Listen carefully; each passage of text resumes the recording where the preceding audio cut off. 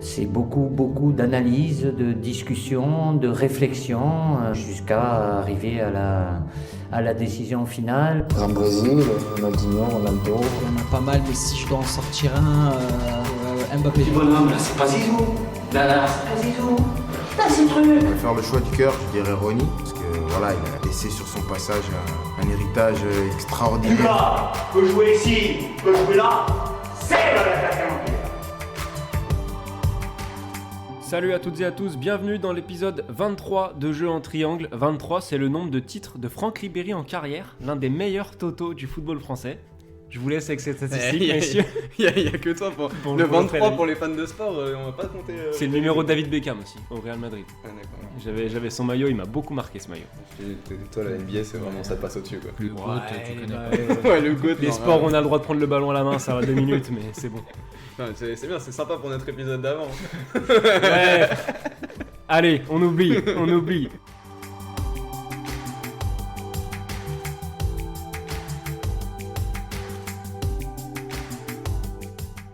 Toujours le même rappel avant de se lancer, on compte sur vos partages, sur vos notes. Vous pouvez mettre les petites étoiles sur Apple Podcast, mais aussi sur Spotify maintenant, donc ne vous gênez surtout pas. Et souscrivez sur YouTube.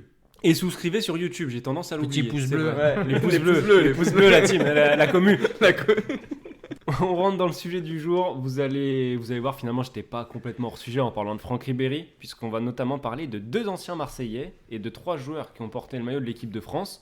3 joueurs qui ont clivé tout au long de leur carrière, qui ne sont pas encore terminés.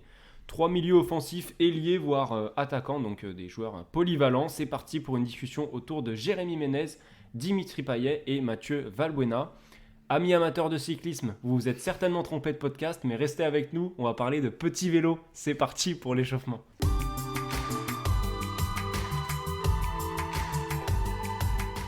Alors je précise, pour ceux qui ne l'avaient pas, petit vélo c'est le surnom de Mathieu Valbuena. Je préfère parce que bon, on ne sait pas si tout le monde est au courant. Geoffrey ou David, je vous laisse lancer l'échauffement. Alors, sur le petit vélo, du coup, La transition est toute trouvée. tu parlais de clivage. Je pense que Mathieu Valbuena, moi, ce qui me ressort le plus, c'est son fameux retour au stade Vélodrome avec l'Olympique Lyonnais. En fait, c'est ce clivage que représente Valbuena dans n'importe quelle discussion que tu peux avoir de lui. C'est que c'est un joueur qui, pour moi, je vais pas spoiler ce que je dirai après, mais pour moi, qui a toujours mouillé le maillot, mais qui au final a toujours cette image de soit de traître, soit de simulateur. Et du coup, ce retour au Vélodrome est le symbole de tout ça pour moi. Moi je vais parler de Dimitri Payet avec un très mauvais souvenir personnel. Ça remonte au 25 septembre 2010, 100e derby disputé au stade Gerland. Ça fait 16 ans que Saint-Etienne n'a pas gagné contre l'OL à l'époque. Et coup franc de Dimitri Payet à l'entame du dernier quart d'heure. Donc Saint-Etienne qui s'impose 1-0. Je suis au stade entouré de supporters stéphanois. Je vais le découvrir sur le but. Je ne l'avais pas soupçonné. Tout le monde se lève autour de moi à ce moment-là. Je suis proche du parquage stéphanois à ce moment-là. Donc c'était il y a plus de 11 ans, mais je m'en souviens évidemment très bien. Et c'est un drôle de souvenir pour un premier derby au stade. Et c'est surtout un peu les prémices de la rivalité qui va naître entre Dimitri Payet et l'Olympique Lyonnais, quel que soit le maillot qu'il a porté en fait. Sur Jérémy Ménez, en fait, c'est assez bizarre parce que c'est pas l'homme du titre de champion de France, du premier titre de champion de France de QSI, mais c'est l'homme qui va qui va mettre ce but à Lyon d'ailleurs. J'étais au stade aussi. Putain, que de Ce bons match souvenirs, n'a Arthur. jamais existé. Que de bons souvenirs, Arthur. Voilà l'homme qui va amener cette victoire parisienne à Lyon d'une petite frappe croisée du gauche. Donc du coup, pour moi, supporter du PSG, le PSG n'a pas été champion de France depuis 94. Contrairement à ce que peuvent dire mes acolytes de temps en temps, je ne suis pas si vieux. Donc 94, j'avais 4 ans. Donc bon, j'étais un peu en galère pour comprendre ce qui se passait. Donc voilà, pour moi, c'est le premier titre du PSG. Donc ça a forcément une valeur sentimentale et symbolique très forte. Après, ce qui est assez bizarre, c'est que c'est un titre que je vis dans une ambiance un peu feutrée parce que à l'époque, je travaille Eurosport. Je fais la soirée à la rédac, on doit être 3, je pense, dont Vincent Brejvin, autre grand supporter du PSG. Un grand bisou à Giallo. Et donc voilà, donc c'est un peu étonnant parce que c'est un moment que j'aurais aimé vivre avec des potes ou avec mon père, enfin voilà, avec des vrais supporters, Vincent est un supporter du PSG, mais voilà, donc pas dans une ambiance où tu dois travailler quoi. Et donc voilà, il y a un peu ce double sentiment de truc très fort parce que voilà, enfin je vois mon club champion de France, mais voilà, je le vis un petit peu bizarrement, on va dire. Contrairement à Jérémy Ménez, on est bien échauffé. Plus rigoureux que lui à l'échauffement, je pense. C'est parti pour le match. On a fait un match, mon gars. Un match de chez match, on appelle ça. On commence donc avec l'ami Ménez, qui a aujourd'hui 34 ans. Joueur d'1m82 formé à Sochaux, où il évolue jusqu'en 2006. Ensuite, il passe à Monaco entre 2006 et 2008, la Roma entre 2008 et 2011, le PSG également pour 3 saisons, le Milan pour 2 saisons, une pige d'1 an à Bordeaux, et après, attention, c'est les anges de la télé-réalité, Antalya Sport, Club América au Mexique, petit retour au Paris FC, parce que la pluie devait manquer. Ensuite, Regina en 2e division italienne, et là, à l'heure où on se parle, ce n'est pas encore officiel, mais il semblerait que Jérémy Ménez soit proche de s'engager pour les Amrun Spartans dans le championnat maltais, messieurs, dames. C'est pas le film 300, hein, c'est Voilà. un vrai club. Hein. Bon, une fois qu'on a dit ça, on est obligé de souligner le parcours atypique de Jérémy Ménez, qui commence comme un crack convoité très tôt par des grands clubs, notamment de Première Ligue, et puis qui voit sa carrière prendre une tournure un petit peu particulière assez rapidement. Ouais, sans faire vraiment un parallèle avec Hatem Ben Arfa, mais c'est quand même un joueur qui a toujours évolué sous ses émotions, que ce soit positif ou négatif, avec certains coups de sang, certains pétages de câbles, on va dire. Mais oui, comme tu dis, c'est un joueur qui fait partie de la génération 87 avec Nasri, Ben Arfa et Benzema. Et à l'époque où ils sont champions d'Europe en 2004, c'est presque celui dont on en attend le plus. Comme tu as dit, je crois qu'il est pisté par Manchester United. Je crois qu'il y a même Ferguson ou une histoire dans le genre qui vient jusqu'à Sochaux pour tenter de le convaincre de rejoindre Manchester. C'est pas pour les bars. Hein. Passer de la neige franc-comtoise à la pluie mancunienne, je suis pas sûr, ça n'a pas l'air de l'avoir convaincu. Mais c'était vraiment une star en devenir, un espoir du football français comme cette génération 87. Et on se rend compte qu'au fil de sa carrière, il a eu les mêmes défauts que ses complices, surtout Hatem Ben Arfa, entre guillemets. Ces défauts d'amoureux du football, mais peut-être trop amoureux du football et pas assez professionnel dans sa mentalité, quoi. Ouais, c'est vrai qu'on en attend, comme tu dis, monts et merveilles, dans le sens où déjà il sort d'un centre de formation très réputé, qui est le FC Sochaux-Montbéliard, encore plus à l'époque, parce que ça sortait beaucoup de joueurs au début des années 2000 à Sochaux. Il est toujours plus jeune joueur de l'histoire de la Ligue 1 à réaliser un triplé. Il le met contre Bordeaux, je crois que c'est en décembre 2004 ou en début 2005, j'ai plus exactement la date, mais Rémi Farge vous mettra ça dans les commentaires. Mais voilà, enfin, c'est quand même, en effet, on en attend beaucoup de ce Jérémy Ménez. Derrière, ça part à Monaco, donc voilà, on sent une espèce de carrière qui part sur quelque chose d'assez linéaire et d'assez cohérent en tout cas. Et après, c'est vrai qu'il y a une grosse déception parce que on sent que c'est un mec qui a été toujours limité pour répondre aux ambitions qu'on fixait en lui. Parce que, en effet, beaucoup de nonchalance, une attitude pas toujours en phase avec le haut niveau. Aussi quelque chose de... Je sais pas, j'ai l'impression qu'il n'y a pas cette grinta qu'on peut voir justement chez Nasri ou chez Benzema. Chez lui, il y a vraiment une tendance à tomber dans la facilité, à pas toujours vouloir se battre dans l'adversité. Quand ça ne lui vient pas directement, on sent que le gars n'est pas forcément fait pour se dépasser, quoi. Et donc forcément, à un moment, pour aller au très haut niveau, ça coince. C'est vrai que par exemple à Antalya Sport, Leonardo à l'époque avait souligné des problèmes d'implication de Jérémy Ménez. Son retour au Paris FC, il est loin d'avoir été convaincant. Il y avait notamment eu un match face à Lens avec des images qui avaient un peu choqué tout le monde du côté du Paris FC, où il perd un ballon, il fait pas l'effort, il faisait que de se plaindre. C'est dommage parce qu'on retient beaucoup d'images comme ça de Jérémy Ménez qui peuvent faire penser que c'est un personnage un petit peu individualiste, etc. Alors que c'est pas du tout le cas dans le jeu. C'est un joueur qui est extrêmement altruiste. Il a 91 buts, 91 passes décisives en carrière. Et il y a certaines associations qui ont bien marché. Moi, il y a quelque chose qui m'a marqué, c'est notamment avec son entente avec Zlatan Ibrahimovic au PSG que j'avais trouvé très très intéressante. Donc c'était un joueur qui, contrairement à ce qu'il peut dégager, était parfaitement capable de s'intégrer dans un collectif. Il y a même à son époque à la Roma, lui-même en parle, comme quoi Totti l'avait pris sous son aile. il l'invitait à manger, il a même dormi chez lui, je crois, à ses débuts.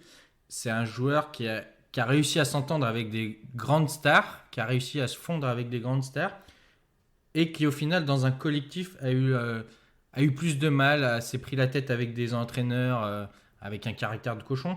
Et ça renforce, je trouve, ce sentiment de, pas de gâchis, mais de... On aurait aimé en voir plus de lui, en voyant sa complémentarité avec des grandes stars. Tu te dis, si tu arrives à t'entendre avec Ibrahimovic, quand même, Ibrahimovic, ça reste un ego surdimensionné avec qui c'est quand même difficile de s'entendre. Même le Suédois avait dit, je crois, à son époque parisienne, que c'était un des joueurs, c'était peut-être le joueur le plus impressionnant qu'il avait vu de sa carrière parisienne. Donc ça montre un peu comme on avait eu avec Ben Arfa, de ce sentiment de le mec qui froisse tout le monde à l'entraînement et on en dit que du bien, et au final sur le terrain c'est l'image inverse presque que t'en retiens, quoi. Ouais, parce que en effet, il y a ce côté chez Menez où peut-être que quand on dit qu'il est meilleur avec les stars, c'est peut-être aussi parce qu'il parle le même football et que Menez n'a pas l'intelligence de s'adapter à ce qu'il a en face de lui. C'est-à-dire que quand il est dans un contexte où c'est très fort, lui il va se mettre à ce niveau très fort. Par contre, quand il s'agit d'être un peu plus leader et de porter les autres et de les emmener avec lui, il a peut-être pas l'intelligence et la capacité mentale, l'implication pour tirer tout le monde vers le haut. Après, il y a quand même cette force chez Menez de faire quelques grosses saisons, vraiment des saisons très complètes quand on lui donne vraiment beaucoup de confiance, quand on le met au centre d'un projet. Il y en a une avec Paris, la première année de QSI, où justement il n'y a pas encore Zlatan. Le trio d'attaque, c'est un truc un petit peu hybride avec Néné et Pastore, c'est l'époque vraiment du sapin de Noël d'Ancelotti. Il fait 7 buts, 12 passes décisives. Le PSG finit vice-champion de France et il a vraiment une importance prépondérante. Et derrière, il commence la saison d'après quand Zlatan arrive en titulaire. Et il va se faire un peu sauter par l'arrivée de Lucas qui arrive. Voilà, il y a un gros chèque du club. Donc forcément, ça incite un peu plus le club à mettre Lucas en avant très vite. Mais voilà, il est un peu poussé vers la sortie malgré ses performances finalement assez intéressantes sur le début de sa carrière parisienne. Et il y a aussi une très grosse saison au Milan où il fait une saison à 16 buts toutes compétitions confondues. C'est un Milan en reconstruction un petit peu crado, on va pas se mentir. Mais voilà, 16 buts au Milan, c'est quand même pas anodin. Donc voilà, il y a quand même vraiment des saisons très fortes et qui montrent un petit peu aussi les regrets qu'on peut avoir sur l'ensemble de sa carrière. La fameuse saison dont tu parles, c'est sa dernière véritable saison pleine au très haut niveau en fait. Et ça date de 2014-2015. Donc c'est quand même un gouffre depuis. Après, pour entrer plus en détail dans le profil du joueur, on a certainement le meilleur dans les 1 contre 1, dans la capacité à éliminer l'adversaire en 1 contre 1. Et on a un style un petit peu particulier parce que c'est très vertical, Jérémy Menez. Cette capacité à aller tout droit, faire des courses très tout droit, des crochets assez simples, mais il avait une vraie capacité à percer, mais presque au sens propre, les lignes adverses en fait. Moi j'en ai presque l'image d'un attaquant de pointe, mais en fait c'est pas du tout son poste, c'est vraiment un ailier qui a été recentré par la force des choses, parce qu'au final quand il fait sa grosse saison au Milan, il joue un peu comme un espèce de deuxième attaquant derrière, en espèce de numéro 9,5. Et oui, il a ce profil assez... Au final, on a dit qu'il faisait 1m82. Et au final, le ressenti que tu en as, je trouve qu'il fait plus grand. Il a un côté assez élancé. Et sa force de frappe, c'était clairement le 1 contre 1. Et la percussion sur un côté à coup de crochet. Et ce qui fait aussi qu'il est aussi buteur que passeur, c'est qu'il avait ce côté très à sentir les coups. On parlait un peu de son côté têtu, tête de cochon, mais il avait un vrai QI football pour trouver les espaces et servir ses partenaires d'attaque, quoi. Ouais, carrément. Et quand tu parles de ce côté, en effet, élancé, il fait grand, c'est qu'il y a un côté très tête haute. Jamais la tête dans le guidon, on a beaucoup cette image chez certains joueurs. Lui pour le coup c'était tout le temps très élégant, vraiment tout le temps à pouvoir scanner le terrain. En effet cette capacité, comme tu disais Arthur, à tout le temps contrôler le ballon et se mettre dans le sens du jeu tout de suite. Et aussi il y a aussi des gros exploits personnels chez Menez. Moi j'ai le souvenir d'un but à Rennes avec Paris où il doit dribbler 5 ou 6 joueurs avant de marquer, où il part quasiment du milieu de terrain. Il y a vraiment cette capacité à faire des exploits très très forts et à marquer un peu les esprits. Il y avait chez Menez cette capacité à imprimer la rétine par ce qu'il arrivait à faire avec le ballon. Ouais, tu parlais que c'était pas vraiment un attaquant, c'était pas du tout son poste. Après, je le trouvais quand même intéressant dans une position axiale, moi, Ménez, parce que il avait aussi une vraie faculté à jouer dos au but, à faire les bons choix quand il était dos au but, soit pour se retourner, comme on vient de le dire, soit pour servir le partenaire et toujours continuer sa course à haute intensité derrière. Je trouve qu'il y avait toujours soit la bonne remise et puis ensuite la capacité à continuer, faire le bon choix dans un premier temps, puis dans un deuxième temps quand le ballon lui revenait. Ça, j'aimais beaucoup chez lui. On va peut-être évoquer un petit peu l'équipe de France parce que c'est quand même l'un des critères pour lesquels on a choisi ces 3 joueurs. Ses débuts, il les a fait en 2010 avec Laurent Blanc, après avoir fait toutes les catégories de jeunes. Donc il arrive à 23 ans en bleu, après le fiasco de Naïsna. Il est buteur contre l'Ukraine à l'Euro 2012, élimination en quart contre l'Espagne. Puis ensuite, il est au début de l'aventure Deschamps, mais son parcours en bleu, il s'arrête un soir de défaite contre l'Espagne en éliminatoire de la Coupe du Monde 2014. Donc ce fut assez éphémère au final, Ménez en équipe de France. Ouais, puis c'est marqué par l'Euro, et après l'Euro, il est suspendu un match par la FFF parce qu'il insulte l'arbitre et Hugo Lloris au passage. Enfin voilà, là on est vraiment on est dans le symbole Ménez. En plus, justement, tout à l'heure tu parlais d'échauffement. Il y a ces images de Ménez et Nasri qui s'échauffent pendant justement à la mi-temps, je crois, de France-Espagne, quand on voit des ballons en tribune, qui insultent plus ou moins une présentatrice sur le bord du terrain. Enfin bon, c'est lunaire. De toute façon, cet Euro 2012, voilà, c'est la colonie de vacances. Mais voilà, c'est pour le coup, il a vraiment raté quelque chose parce que le fait en effet qu'il n'était pas impliqué dans Naïsna. Donc du coup, il y a cette espèce de reconstruction qui est entamée post-Naïsna. Le fait que ça soit Laurent Blanc, qui est quand même un entraîneur qui aimait les joueurs créatifs et les joueurs dans son profil, il y avait un espace pour que Ménez puisse s'exprimer en équipe de France. Mais malheureusement, voilà, on en revient à ses limites pour le très haut niveau. À un moment, au niveau international, ça pardonne pas d'être trop irrégulier et trop inconstant dans son investissement. Ouais, et puis on va dire encore qu'on revient sur cette génération 87, mais l'Euro 2012 est le symbole de cet échec de cette génération. Ils sont là tous les 4. Ils sont là tous les 4, et puis au final, sur les 4, t'en as 3 qui sont après la compétition dans le collimateur de la FFF pour des comportements pas vraiment en adéquation avec le collectif. Donc oui, sa carrière en équipe de France reste un point noir de l'image générale qu'on peut se faire de lui, et en même temps, comme tu l'as dit, Geoffrey, le symbole de ce manque de professionnalisme. On va pas dire qu'il n'était pas pro, mais de cette volonté de s'améliorer et de toucher encore plus haut, du bout des doigts, le plus haut niveau, quoi. On va pouvoir enchaîner avec l'ami Dimitri Payet.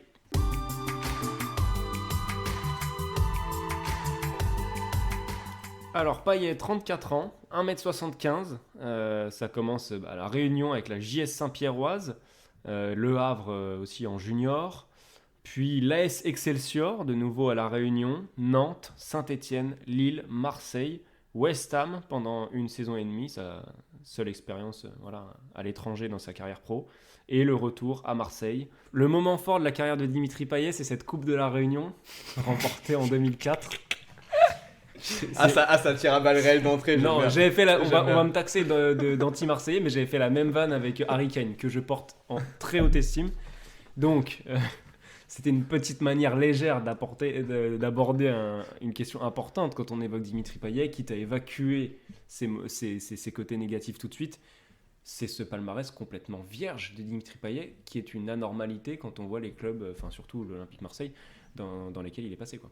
Il est surtout pas passé très loin à 2 reprises, que ce soit à l'Euro 2016 et la finale de la Ligue Europa 2018 au Groupama Stadium. Donc Geoffrey l'a vécu. Grand plaisir de la couvrir. C'est ça, en même temps, de toucher la coupe avant le début du match. On sait que j'étais aux 2 finales, donc je suis peut-être le chaneur de Dimitri Payet. Du coup, il a cette possibilité d'étoffer son palmarès, et en même temps à cette finale de l'ouvrir. De l'ouvrir, oui.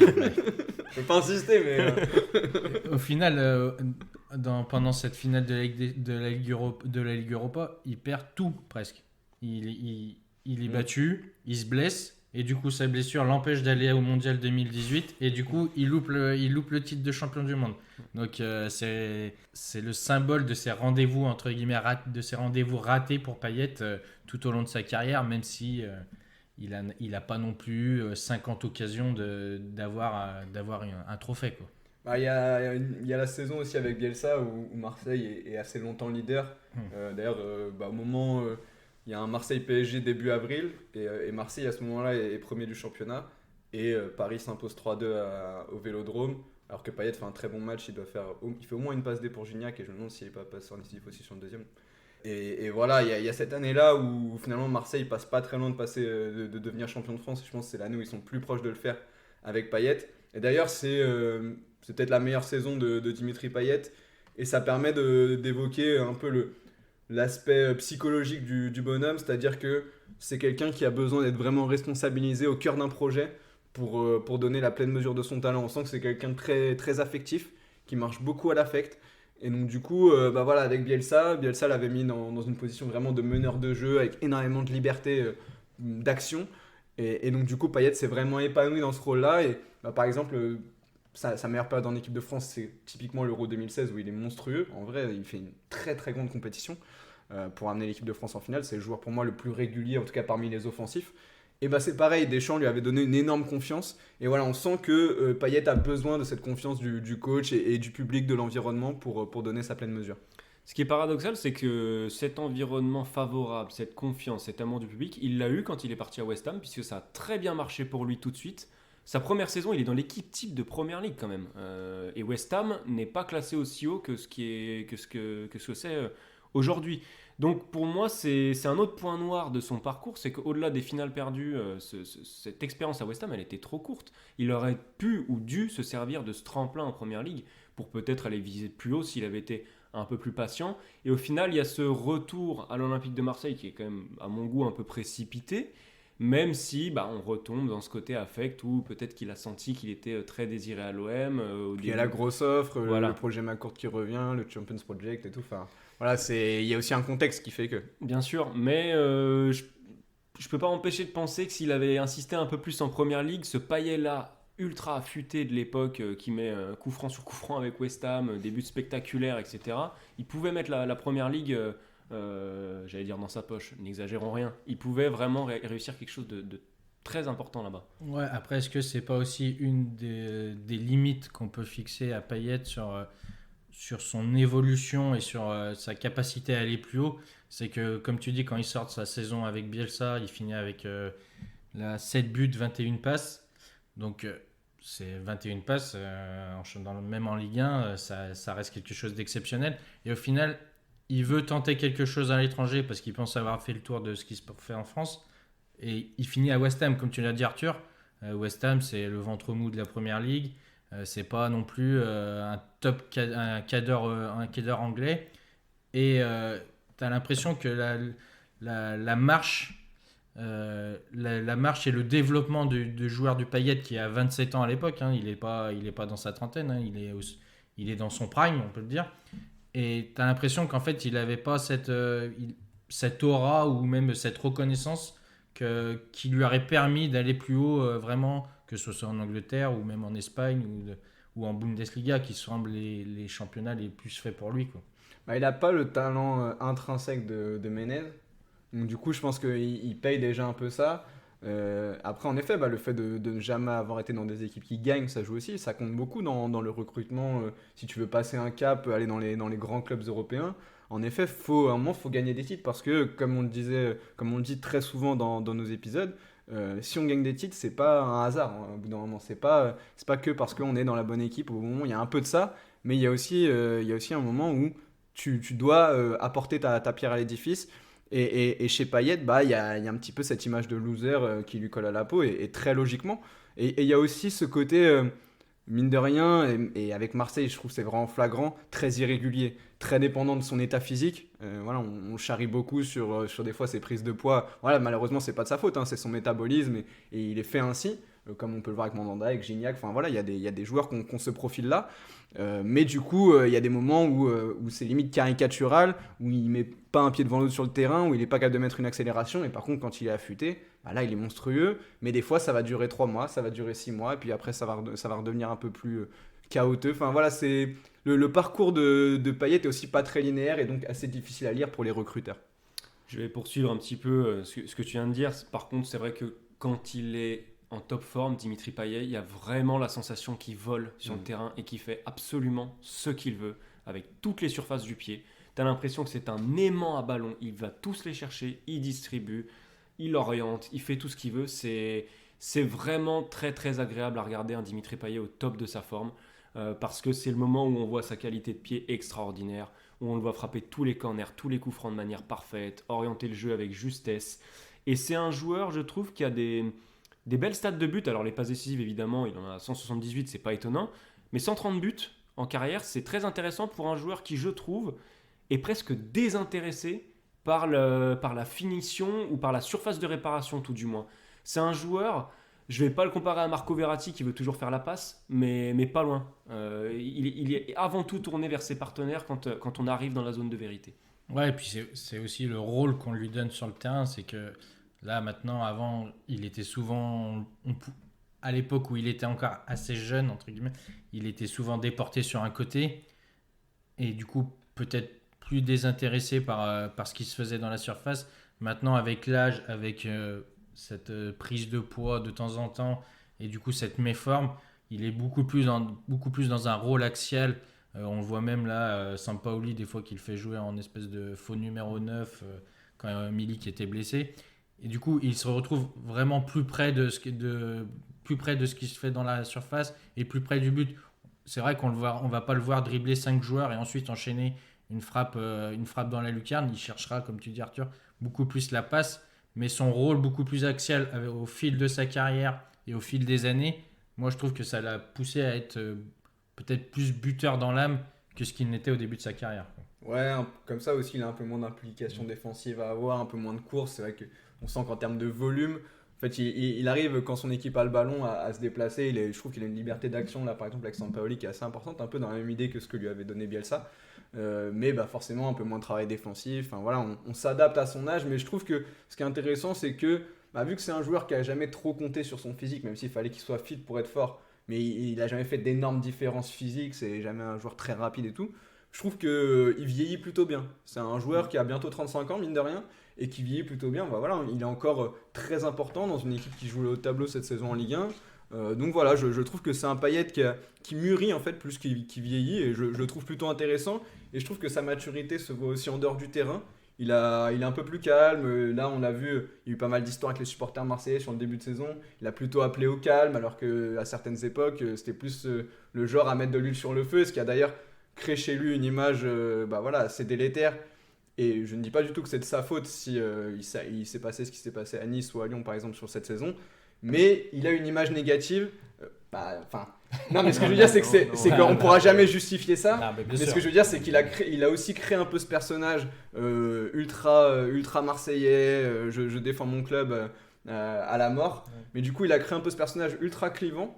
Et qui fait que ça a été assez compliqué avec les supporters adverses. Et aujourd'hui, je trouve qu'il est en train d'assouplir un petit peu tout ça. Et c'est pas plus mal. Ouais, il assouplit, il est plus régulier aussi qu'avant. Tu parlais parfois des hauts, des bas. Il est plus régulier quand même qu'avant. Et effectivement, ce côté à mettre de l'huile sur le feu, parfois ça a créé des moments extraordinaires pour les Marseillais. La fois où il a parlé en conférence de presse beaucoup avant de jouer contre Lyon.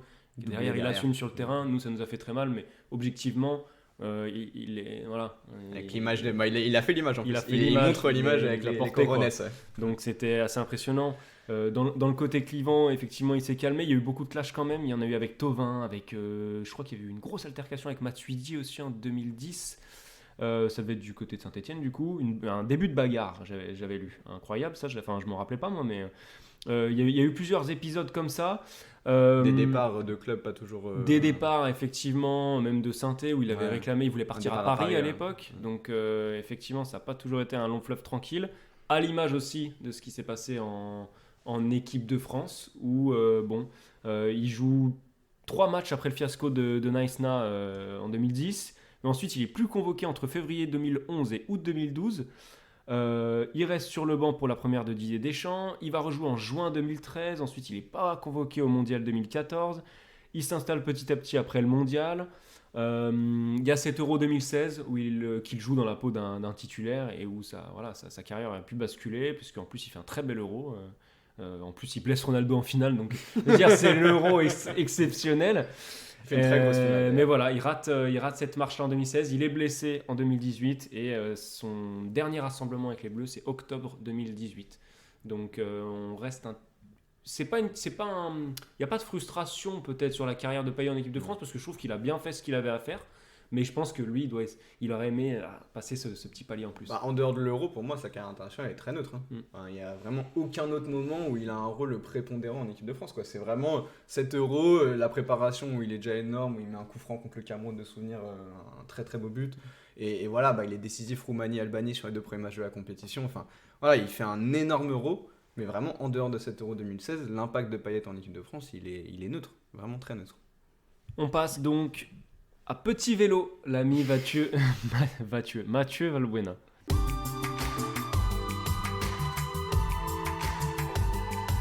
Alors Valbuena, joueur de poche, 1m67, 37 ans aujourd'hui. Il était passé par Bordeaux en junior, Libourne aussi. Sa carrière professionnelle a commencé un peu sur le tard. Et puis il arrive à l'OM en 2006 où il va rester jusqu'en 2014. Vient ensuite l'expérience russe du Dynamo Moscou en 2014-2015, puis 2 saisons à l'OL, 2 saisons à Fenerbahçe et l'Olympiakos depuis 2019. Évidemment, contrairement aux 2 autres, lui n'a pas été un jeune crack au début. Payet avait été repéré assez vite, Menez encore plus. Lui, c'est une éclosion sur le tard, on commence à le voir vraiment quand il a 22 ans. Donc une carrière un peu, sans comparer les joueurs, mais à la Franck Ribéry, ces joueurs-là qui sont arrivés un peu plus sur le tard. Ouais, et du coup, qui sont aussi forgés un espèce de mental d'acier, de se dire on s'est fait virer des centres de formation et on est obligé de repasser par la case CFA ou nationale pour pouvoir toucher au haut niveau. Et c'est quelque chose qui lui a servi tout au long de sa carrière parce que voilà, on parle de sa période, de son retour, comme j'ai dit, au Vélodrome avec l'OL et cet accueil hostile du stade marseillais. Si t'es pas fort dans ta tête, tu résistes pas à de telles pressions. Tout au long de sa carrière, Valbuena, on s'est foutu de lui, on s'est foutu de sa taille, son côté un peu simulateur. Il en a pris plein la gueule, quoi. Et si t'es pas fort dans ta tête et si t'as pas un peu connu ce parcours un peu sinueux, je pense pas qu'il y ait grand monde qui arrive à résister à tout ça, quoi. Ouais, et puis au-delà même de l'image qu'il renvoyait à l'extérieur, c'est un joueur qui a rarement été considéré comme un titulaire à part entière dans sa carrière. Il était très souvent remis en cause, très souvent utilisé comme un joueur un peu impact player en sortie de banc. Par exemple, sa meilleure saison statistique, c'est à Lyon où il fait une saison à 10 buts, toutes compétitions confondues. Et c'est une saison où il est quasiment jamais, enfin pas quasiment jamais titulaire, mais assez peu titulaire finalement.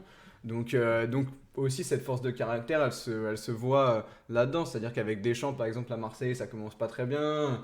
Et derrière, il arrive à retourner un peu l'opinion de Deschamps là-dessus. Deschamps qui va même après l'installer en équipe de France. Donc ouais, il a réussi. Il est convoqué à l'Euro 2012. On parle du fiasco de l'équipe de France à l'Euro 2012. Tous les mecs de la génération 87, ils ont leur temps de jeu et tout. Lui, 0 minutes. Il part à un Euro où il joue 0 minutes. Et derrière, pareil, il a encore cette force de caractère pour revenir en équipe de France et être titulaire à la Coupe du Monde 2014. Donc, pour le coup, vraiment, c'est vraiment force de caractère en dehors et sur le terrain. Alors effectivement, il n'a pas toujours été titulaire indiscutable. Par contre, il y a un moment qui a servi de déclic, de point de départ dans sa carrière marseillaise et donc dans son exposition au grand public. C'est son but somptueux à Anfield contre Liverpool avec l'OM. Quelques années plus tard, il va aussi mettre un but extrêmement important contre Dortmund en Ligue des Champions, synonyme de qualification en 8e de finale. Et donc c'est un joueur qui a une expérience européenne plus importante que les 2 autres, 51 matchs de Ligue des Champions, il a plusieurs grandes compétitions aussi avec l'équipe de France, contrairement aux 2 autres qui n'en ont qu'une. Voilà, et ce que j'aime aussi chez Mathieu Valbuena, c'est que c'est peut-être son parcours qui lui a donné cette humilité-là, mais si on se penche sur l'aspect statistique, peu importe où il a joué, même quand il est allé dans des championnats moins réputés, la Turquie, la Russie, la Grèce, il a fait des saisons complètes, statistiquement abouties. Il y a une saison à 12 passes décisives en Russie, il y a une saison à 7 buts, 9 passes en Turquie, il y a une saison à 11 passes décisives en Grèce, c'est-à-dire peu importe où je vais, je reste sérieux, je donne tout pour le maillot. Il y a cette humilité-là de ne pas prendre certaines expériences par-dessus la jambe, quoi. Ouais, c'est pour faire un peu la comparaison avec Menez, où on lui a reproché de moins se montrer professionnel au cours de sa carrière. Valbuena, c'est l'exemple type, pas du joueur de devoir, parce que ça serait limiter son rôle qu'il pouvait avoir sur le terrain, mais c'est un joueur qui, quand même, je trouve, avait une fiabilité à toute épreuve. C'est que tu pouvais le mettre sur le terrain, il n'y a pas vraiment eu de trou d'air, entre guillemets. Il a jamais été étincelant au point de se dire lui, il va finir dans un top club européen, mais il a toujours été d'une régularité, je trouve, au cours de sa carrière, qui lui a permis de s'imposer et de faire taire les critiques. Je sais que quand il est arrivé à Lyon, son arrivée en tant qu'ex-Marseillais n'a pas été accueillie de la meilleure des manières. Même quand il jouait, il a souvent été remis en question ou même sifflé par les supporters. Mais quand tu regardais ses matchs à l'OL, malgré tout l'antagonisme qu'il pouvait y avoir autour de lui, il s'est toujours donné à fond. Et c'est une qualité chez lui que j'admire quand même. Ouais, après, moi, je suis pas tant d'accord sur le côté constance. Je trouve que c'est un joueur de fulgurance, mais où, voilà, il y a des moments très forts. On parle de ces 2 buts, Liverpool et Dortmund. Je trouve qu'il a un peu la chance d'être au bon endroit au bon moment. Après, il faut les mettre, ces frappes en lucarne qui sont dans des matchs très importants en Ligue des Champions. Mais je sais pas, il y a une forme chez Valbuena, il a un peu vécu sur des exploits, je trouve. Et moi, je trouve que ces saisons, finalement, voilà, c'était rarement, en tout cas dans ce qu'on a vu en Ligue 1. Après, en effet, sur ses expériences à l'étranger, il y a des choses un peu plus régulières, je trouve, dans ses performances. Mais en Ligue 1, je l'ai toujours trouvé assez, assez sinusoïdal, on va dire, dans sa courbe de performance. Et puis, pas forcément un impact débordant dans les grandes affiches, dans les grands matchs de Ligue 1, des souvenirs voilà, un petit peu neutres, un petit peu mitigés. Je sais pas, j'ai vraiment une image d'un joueur qui avait quand même du mal à peser sur la durée dans des contextes un peu challengeants. Mais en fait, s'il a clivé, c'est aussi à cause de son jeu. Tu parlais, David, du côté un peu simulateur à tomber facilement, c'est une chose, mais aussi son style de jeu, c'est-à-dire les touches de balle répétées, des fois faire 3 tours sur lui-même pour décaler à droite, on se moquait un petit peu. Et donc tout ça, ça fait qu'effectivement, il y avait pas mal de prestations au final assez neutres de Mathieu Valbuena, où tu en ressors pas grand-chose. Il y a beaucoup de mouvements, ça brasse beaucoup, mais il se passe pas grand-chose. Donc c'est un côté qu'il a effectivement peut-être... qu'on lui a souvent quand même reproché et qu'il a pas aidé certainement. Enfin, c'est là qu'on a vu sa limite, et que même s'il y a eu parfois des rumeurs de plus gros clubs, on s'est jamais dit Valbuena a la régularité et met le contenu qu'il faut pour aller viser beaucoup plus haut. Pas assez décisif voilà, pour un joueur qui joue si près de la surface. En Ligue 1, il est à peu près à 5 passes décisives par saison. En termes de buts, les totaux, ils sont vraiment pas énormes. Donc voilà, il manquait quand même quelque chose pour aller plus haut, quoi. Ouais, on va dire qu'il avait une régularité dans la neutralité. Exactement, ouais. Mais en effet, comme tu disais, jamais mauvais. C'est ce qui le caractérise un peu. Et c'est aussi, je pense, que l'image qu'il a renvoyée et l'image qu'on a eue de lui porte défaut et lui fait des torts maintenant quand on regarde sa carrière. C'est que comme il n'est pas passé par des centres de formation et qu'il a eu un peu cette prise de bec avec la plupart des supporters, que ce soit adverses ou même ses propres supporters, de ce sentiment de je suis petit, je ne suis pas passé par le cursus normal, ce sentiment pas d'infériorité mais de prouver qu'il n'est pas inférieur aux autres, lui a fortement compromis ce qu'on pourrait attendre de lui actuellement, quoi. Et ben, il va être l'heure de procéder au classement. C'est parti pour le temps additionnel. Additionnel, 3 minutes minimum. 3 minutes de bonheur en plus. Geoffrey, je te laisse commencer. Alors, en titulaire, à mon grand regret, ce sera Dimitri Payet. Dimitri Payet, parce que quand même, sur l'ensemble de la carrière, plus de régularité que les deux autres, des moments très forts et mine de rien, sur des durées assez importantes. C'est-à-dire que comme on le disait, comme on l'a souligné, il y a beaucoup d'irrégularités, beaucoup d'inconstances. des moments où physiquement il est pas affûté et du coup il est presque un poids, sans mauvais jeu de mots, pour son équipe. Mais voilà, il y a quand même ce parcours à l'Euro 2016 avec l'équipe de France, des moments très forts avec l'Olympique de Marseille, notamment ce parcours en Ligue Europa en 2018, même si ça s'arrête sur la finale. Voilà, il est monstrueux à ce moment-là. Et puis, a quand même une qualité, on va dire, globale supérieure, un pied droit d'une précision que j'ai rarement vu quand même à ce niveau-là. Donc voilà, Dimitri Payet en titulaire.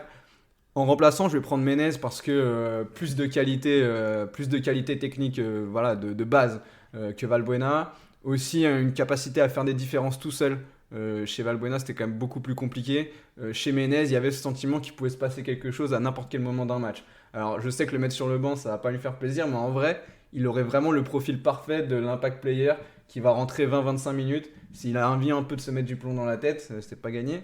Mais s'il a un peu envie, en sortie de banc, ça me paraît être un profil hyper intéressant parce que voilà, il y a cette capacité à faire des différences et aussi dans des très petits espaces, dans des fins de match un peu fermées. Enfin voilà. Et chez Valbuena, que je mets au placard, voilà, pour moi ça manque de folie, c'est-à-dire que c'est toujours été un travailleur, quelqu'un qui va beaucoup se battre. En effet, il y a un côté un peu seul contre tous, il s'est construit sur cet aspect un peu rejeté par le monde du foot jusqu'à la fin même de la sextape où il y a eu encore ce sentiment de rejet. Mais voilà, quand même, pour moi, un peu trop limité. C'est un peu dur parce que ça joue aussi au physique, à son gabarit. Mais voilà, ça manquait d'un grain de quelque chose pour pouvoir vraiment être impactant sur la durée dans un club avec des ambitions un peu sérieuses. Je vais faire de Mathieu Valbuena mon titulaire, personnellement. Parce qu'effectivement, il y a tous les défauts que tu viens d'évoquer, mais il y a des titres, des matchs de Coupe d'Europe, plus que les autres. 2 compétitions disputées avec les Bleus, enfin 3 dont 2 en jouant, un statut qui a été à un moment celui d'un indiscutable quand même en équipe de France sous Didier Deschamps, où il occupait notamment le couloir droit, et surtout par rapport aux 2 autres, si lui a été clivant, j'ai tendance à penser que c'est moins de sa faute que par rapport aux 2 autres, où Menez, Payet, ils ont parfois mérité ce qui leur arrivait, parce qu'ils ont provoqué, parce qu'ils ont insulté, voilà. Valbuena, globalement, oui, il avait tendance à tomber facilement, mais j'aimerais bien qu'on me trouve un joueur à qui il a manqué de respect, un supporter à qui il a manqué de respect, ou un club auquel il a manqué de respect. Donc je vais valoriser un petit peu ça, parce qu'à l'image de l'affaire de la sextape, dont on ne va pas parler ici en détail évidemment, t'as quand même souvent l'impression que c'est un peu une victime, Valbuena, pas dans le mauvais sens du terme, mais il est un peu victime de tout ce qui lui arrive, quoi. Là, pour le coup, il y est pour rien, à part d'avoir fait le con de se filmer, et derrière, c'est ciao l'équipe de France, quoi. Donc j'ai un peu mal pour lui à ce niveau-là. En remplaçant, je vais mettre Dimitri Payet par rapport à tout ce qu'on a dit sur le joueur absolument magnifique qu'il est capable d'être. Mais qu'est-ce qu'on va retenir de Dimitri Payet quand il aura terminé sa carrière ? Alors les amoureux du football pur vous diront on va retenir un magnifique joueur, mais sur Wikipédia il n'y aura plus rien, quoi. Enfin, il n'y a aucun titre, il n'y a rien. Il aura du coup pas forcément marqué l'histoire de l'OM, pas marqué celle de l'équipe de France. Il a raté des épisodes comme ça dans sa carrière. Et si je me mets dans un aspect beaucoup plus terre-à-terre, j'ai besoin d'un joueur qui me fasse gagner. Donc je vais le mettre sur le banc, Dimitri Payet. Et au placard arrive donc Jérémy Menez. Menez, il a encore moins d'excuses, on l'a dit, c'est celui qui avait le plus de talent. Il devait faire mieux. Il a lui-même avoué dans une interview à beIN Sport, au moment de sa signature à Regina, qu'il était conscient qu'il n'avait pas été suffisamment professionnel, qu'il n'avait pas assez donné à l'entraînement, notamment, ce qui est évidemment très important. Donc lui il s'est tiré vraiment des balles dans le pied tout seul, contrairement à Valbuena, un peu plus victime de plusieurs choses, et contrairement à Payet qui a aussi été victime, on en parlait, de son morphotype, de certaines méformes passagères. Donc Menez, pour le coup, il avait tout pour réussir et il n'a pas mis les chances de son côté, donc ce sera le placard. Et bah du coup je vais mettre après longue réflexion Dimitri Payet en titulaire. Ça s'est longtemps joué, du coup je spoil mon remplaçant avec Mathieu Valbuena. Mais pour moi, je vais faire avec Mathieu Valbuena. Pour moi, il a plus cette capacité, par rapport à ce que tu disais, Geoffrey, à sortir du banc peut-être et à mettre ce petit grain de folie dans les 20-25 dernières minutes que ne pourrait pas avoir Payet, qui est quand même un diesel qui a besoin de se mettre en route. Et donc, malgré le fait que son palmarès soit vierge de tout titre, son rôle qu'il a dans le renouveau marseillais, j'appelle ça comme ça, depuis 10 ans, est assez important. C'est sûr que ça sera pas la figure peut-être qu'on se rappellera, qu'on parlera peut-être plus de Mandanda comme figure de proue de ce Toem des années 2010, début des années 2020. Mais l'impact qu'a pu avoir Payet tout au long de cette période est non négligeable. Finir avec 21 passes, c'est quand même assez incroyable. Donc c'est pour ça que j'en fais mon titulaire, parce qu'avec sa patte droite, il a une patte droite phénoménale et qui a régalé en Angleterre. C'est quand même assez compliqué de régaler dans un club comme West Ham et d'en devenir le chouchou au bout d'une seule saison, quoi. Et du coup, Valbuena, malgré tout le talent qu'il a eu, la force mentale qu'il a eu au long de sa carrière pour pouvoir s'imposer et faire taire les critiques, je le mets en remplaçant parce que comme il y a une certaine neutralité dans ses performances et un manque de coup d'éclat, on va dire, dans ses performances malgré son but contre Liverpool. Et enfin, en placard, je vais mettre Menez, comme tu l'as dit, Arthur. Trop de frustration quand vient son nom. Comme on a pu en parler avec Hatem Ben Arfa, on entendait monts et merveilles. Et au final, il a été rattrapé par ce manque de professionnalisme qui lui coûte sa carrière pour moi. Il n'a pas été à l'auteur des espérances qu'on attendait de lui. Et je pense que même lui se sent frustré de ne pas avoir eu la carrière qu'il espérait. Bon, en tout cas, on espère que cet épisode a été à la hauteur de vos espérances. C'est l'essentiel. Si c'est le cas, 5 étoiles, un petit commentaire, un petit partage. On en parle autour de soi. Un petit pouce bleu. Un petit pouce bleu. On like. Chaque fois, j'oublie Les jetters. Les jetters en triangle. On trouvera un petit nom pour vous. Hein. N'hésitez pas à donner des idées de noms. Hein. Si vous avez des idées, on est preneurs. Voilà, il ne nous reste plus qu'à nous dire au revoir, à vous remercier de nous avoir écoutés, et puis à se dire à dans 2 semaines. David et Geoffrey, merci à vous deux. Merci à toi. Toujours un régal. Tu mènes ça de main de maître. Bon, je suis bien accompagné. Salut à tous. Ciao.